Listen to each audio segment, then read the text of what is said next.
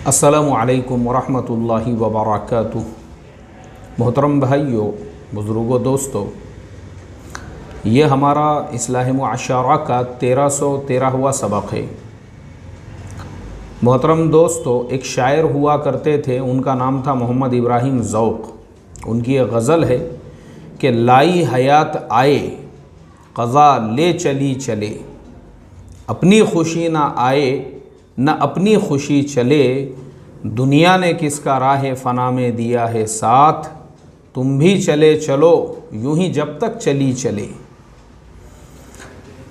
ये शेर मुझे इसलिए याद आया, बहुत सारे लोग हम जैसे ही दुनिया के अंदर सैकड़ों सालों की, हज़ारों सालों की प्लानिंग करते हैं। हमको लगता है कि बस अब मैं दुनिया में परमानेंट रहने वाला हूँ। जैसे एक और शायर असदुल्ला खान गालिब, उनका शेर है, हज़ारों ख्वाहिशें ऐसी कि हर ख्वाहिश पे दम निकले, बहुत निकले मेरे अरमा लेकिन फिर भी कम निकले।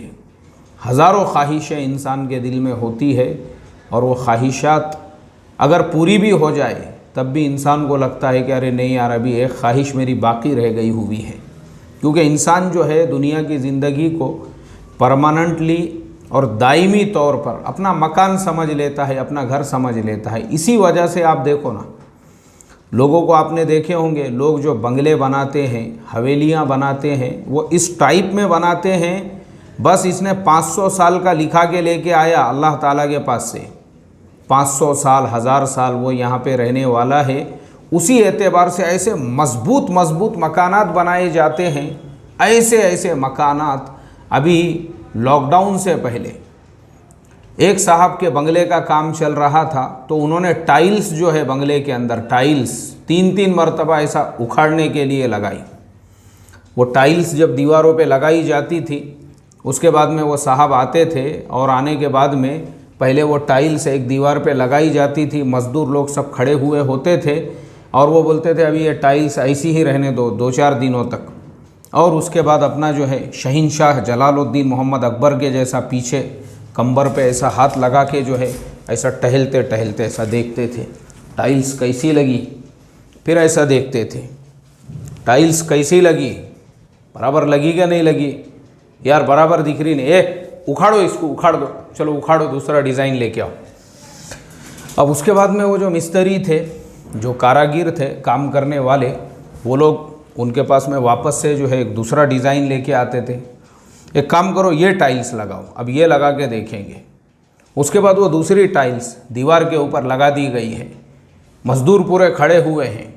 और उसके बाद फिर वापस से जो है जलालुद्दीन मोहम्मद अकबर जो है शहंशाह हिंदुस्तान ऐसा यूँ देख रहे हैं, टाइल्स कैसी लगी रही है, बराबर लगी क्या, टाइल्स लगी बराबर नहीं यार, मेरे को कुछ डिज़ाइन जम रहा नहीं, इसका जचरा नहीं, उखाड़ो इसको, उखाड़ो उखाड़ो इसको, तीसरा लगाओ, लाओ तीसरा लेके आओ। वो जो इंसान है मोहतरम दोस्तों, उसने इस तरीक़े से तकरीबन 10 से 12 मरतबा वो टाइल्स को उखाड़ने लगाने लगाया। फिर उसके बाद एक टाइल्स उसके आँखों को, उसके दिल को, उसके मिजाज को जची, नहीं यार वाकई में ये टाइल्स थोड़ी सही लग रही मुझे, हाँ ये रहने दो, ठीक है, अब एक काम करो, पूरी बिल्डिंग को यही टाइल्स दे दो। अच्छा, वो जो ड्यूरेशन था जिसमें 10 से 12 मरतबा टाइल्स चेंज की गई है, वो मज़दूर लोग वहीं रुके हुए हैं, उनकी मज़दूरी चल रही है। मगर चूँकि ये ऐसा समझ रहे थे कि मैं बंगला नहीं बना रहा हूँ बल्कि परमानेंटली, यानी इसने लिखा के लेके आ गया था अल्लाह ताला के पास से जो है ऐसा पेपर के ऊपर के, बस अब ये परमानेंट रहने वाला है दुनिया में, इसको जाने का ही नहीं है। मगर मेरे मोहतरम दोस्तों, मैं आपको बड़े अफसोस के साथ में बता दूं, वो बंगला बन के तैयार होने के सिर्फ 3 महीने के बाद में ये कोरोना की लाट आ गई, लॉकडाउन लग गया। लॉकडाउन की वजह से उसी बंगले में बैठे बैठे हज़रत टेंशन में आ गए, क्योंकि सारे धंधे कारोबार ठप हो चुके थे। हर तरफ से जो है रिवर्स, यानी जो इनकम है उसके रिवर्स के फ़ोन आ रहे थे। उस वजह से टेंशन पे टेंशन बढ़ते गए और वही टाइल्स को टेक लगा के एक मेजर हार्ट अटैक आ गया और रवानगी के आदाब हो गए, चले गए। वही बंगला, वही हवेली, वही जो है जो टाइल्स से मोहब्बत थी, उसी को चिटक के जो है रूह निकल गई। बस अल्लाह हिफाजत फरमाए। ये मिसाल मैंने आपको क्यों बयान किया, सिर्फ ये समझाने और सिखाने के लिए कि याद रखो हमारे ज़माने का इंसान वो यही सोचता है कि दुनिया में मुझे परमानेंट रहना है, वो परमानेंट नहीं रहता है। अभी पिछले हफ्ते ही एक मशहूर और मारूफ फिल्म स्टार जिनका नाम राजीव कपूर था, 350 करोड़ रुपये की उनकी प्रॉपर्टी थी। 350 करोड़, एक एक बंगला उनका 50-50, 55-55 करोड़ रुपये का। उनके पास में दूसरी भी प्रॉपर्टीज़, बाहर मुल्कों के अंदर भी उनका कारोबार फैला हुआ था। बीवी नहीं, बच्चे नहीं, कोई भी नहीं है, अकेले रहते थे। अकेले की ही इतनी सारी प्रॉपर्टीज़ थी। रात में सोए और सुबह में उठे ही नहीं। हालांकि कोई बीमारी नहीं थी, ना हार्ट अटैक की बीमारी थी, ना और कोई मेजर उनको बीमारी थी, ऐसा उनके फैमिली के लोगों का बताना है। कोई बीमारी उनको नहीं थी। लेकिन ये निज़ाम है, अल्लाह तबारक व तआला का निज़ाम है ये, जो कुरान करीम में अल्लाह ताला ने साफ़ लफ्ज़ों में फ़रमाया, इन्नल्लाह इंदहु इल्मुस्साअह व युनज़्ज़िलुल गैस व यअलमु मा फिल अरहाम वमा तदरी नफ्सुम मादा तक्सिबु गदा वमा तदरी नफ्सुम बिअय्यि अर्दिन तमूत। कहाँ पे कब मौत आने वाली है इसका इल्म सिर्फ़ और सिर्फ एक अल्लाह की ज़ात जानती है। इसलिए मेरे मोहतरम दोस्तों, दुनिया में इंसान ने गाफिल रहना ये बहुत बड़े गफलत की बात है। इसीलिए हमारे यहाँ पे ये पॉलिटिक्स, ये सियासतें, ये एक दूसरे की बुराइयाँ करना, इसको जो है हटाने का कैसा, उसको बिठाने का कैसा, ये सब इसीलिए होता है क्योंकि इंसान ऐसा समझता है कि बस परमानेंट टिकट लेके आ गया इसने दुनिया में रहने का, अब जाने वाला नहीं है ये।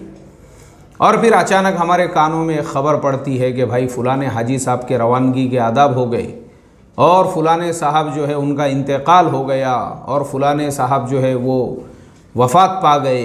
और फिर हम क्या बोलते हैं, इन्ना लिल्लाहि व इन्ना इलैहि राजिऊन। ये हकीकत है दुनिया की मेरे मोहतरम दोस्तों।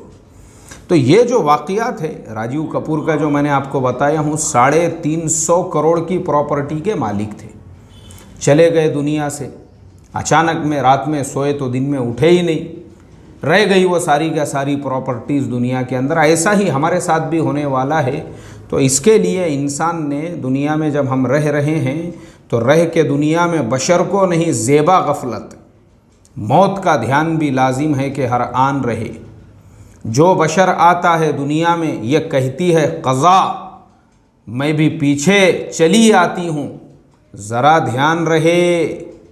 मौत हर वक्त इंसान को ये सदा और मुनादी दे रही है, याद रखना बेटा तुम अकेले नहीं हो, मैं भी पीछे पीछे आ रही हूँ, ज़रा ध्यान रहे कि मैं भी तुम्हारे पीछे हूँ। तुमने परमानेंटली सर्टिफिकेट लेके नहीं आए हुए हैं दुनिया के अंदर हमेशा हमेशा रहने का। ये दुनिया तुम्हारे लिए जो है ये सिर्फ़ और सिर्फ दारुल इम्तिहान है, इसका ड्यूरेशन कंप्लीट करके तुमको जाना है अल्लाह के पास। तो इसलिए मोहतरम दोस्तों, ऐसे जितने भी लोग हमारे सामने मरते हैं, जो मिलेनियर्स होते हैं, बिलेनियर्स होते हैं, करोड़ों की प्रॉपर्टीज़ के मालिक होते हैं, वो हम लोगों को यही सबक देकर जाते हैं कि याद रखो, अगर कामयाबी दौलत के इन ढेरों में होती थी, बंगलों के अंदर होती थी, तो ये लोगों ने कामयाब होना चाहिए था। लेकिन पता चला कामयाबी इसमें नहीं है, कामयाबी अल्लाह के दीन में है। अल्लाह का दीन दुनिया ज़िंदगी में होगा, अल्लाह दुनिया आखिरत दोनों जहान में कामयाब करेंगे। ये असल कामयाबी है, ये कामयाबी नहीं है। इसमें कामयाबी होती थी, दुनिया की ज़िंदगी तो हर हाल में गुज़र जाएगी। दुनिया की जो ज़िंदगी है हर हाल में, गमी में भी गुज़र जाएगी और ख़ुशी में भी गुज़र जाएंगी, हर हाल में दुनिया की ज़िंदगी गुज़र जाएगी। लेकिन उसके बाद की जो आपकी परमानेंट ज़िंदगी है आखिरत की, आप उसको क्या बना रहे हो, उसके लिए क्या आपने जमा किया हुआ है, उसके लिए आपके पास में क्या ज़ख़ीरा है। वरना ऐसा दुनिया से बेसरो सामानी के आलम में आपको जाना पड़ेगा। तो ये इबरत है हमारे लिए। इसलिए मोहतरम दोस्तों, यही दुआ करूँगा आखिर में, अल्लाह तबारक व तआला ऐसे सारे वाक़ियात जिन वाक़ियात के अंदर दौलत वाले, शोहरत वाले, नाम वाले, ग्लैमर वाले हमारी नज़रों के सामने दुनिया से जा रहे हैं, इन वाक़ियात से अल्लाह हमको इबरत लेने वाला बनाए और हमारे मिजाज में अल्लाह नरमी पैदा फ़रमाए, तवाज़ो पैदा फरमाएं, आजिज़ी इनकी सारी, मतलब जो है ना, दौलत का भी एक घमंड होता है। पैसा जब आदमी के पास में ज़्यादा होता है उसका एक घमंड होता है, एक अकड़ होती है और कुछ फ़ायदा नहीं रहता। और सारी अकड़ फिर एक साथ में निकल जाती जब रवानगी के आदाब हो जाते तो इसके लिए वो जो है ना, और बाज़ औक़ात शोहरत की भी अकड़ होती है, शोहरत की है, मेरा तो ऐसा ग्लैमर है पूरी दुनिया के अंदर जो है, मुझे ऐसा लोग मानते हैं, वो भी अकड़ पूरी निकल जाती है। पड़े हुए होते हैं, कोई पुरसाने हाल नहीं रहता, अपने हाथों से जो है कुछ नहीं कर सकते, दूसरों को ही पानी डाल के नहलाना पड़ता है। यह है दुनिया के ज़िंदगी का हाल।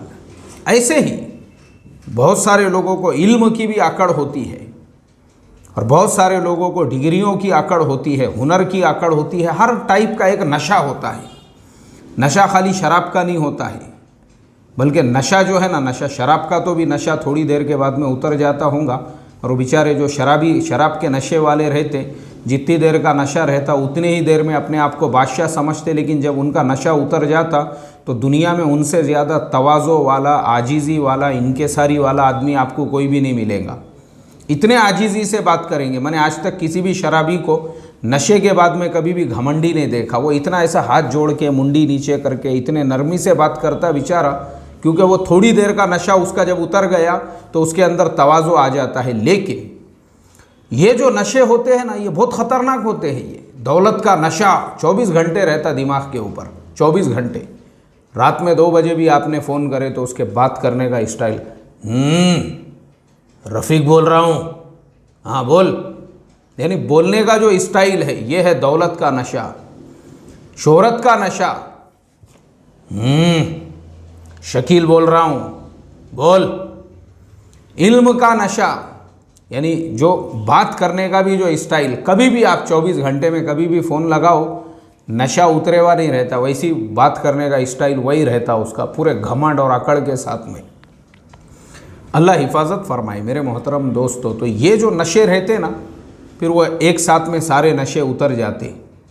तो इसके लिए, इससे पहले कि कुदरत वो नशा उतार दे, हमने इससे इबरत हासिल करना चाहिए कि दुनिया की ये जो ज़िंदगी है हमारी, ये परमानेंट नहीं है, ये टेम्परवरी है हमारी ज़िंदगी। ऐसे ही मौत का झटका आएगा, लोग हमारे बारे में भी ऐसे ही मजमून लिखेंगे, लोग हमारे बारे में भी जो है इबरत हासिल करेंगे, बोलेंगे देखो चले गए दुनिया से। तो इसके लिए मेरे मोहतरम दोस्तों, ये बंगले, हवेलियाँ, दौलत और कारोबार का नशा और शोहरत का नशा और ये सारी चीज़ों का नशा, अल्लाह तबारक व ताला इन तमाम नशों से निकाल कर हमारे अंदर आखिरत की और वो कब्र का जो है ना 2x4 का 6 का जो गड्ढा है, उसकी फ़िक्र हमें करने की तौफ़ीक़ अता फ़रमाए। अस्सलामु अलैकुम व रहमतुल्लाहि व बरकातुहू।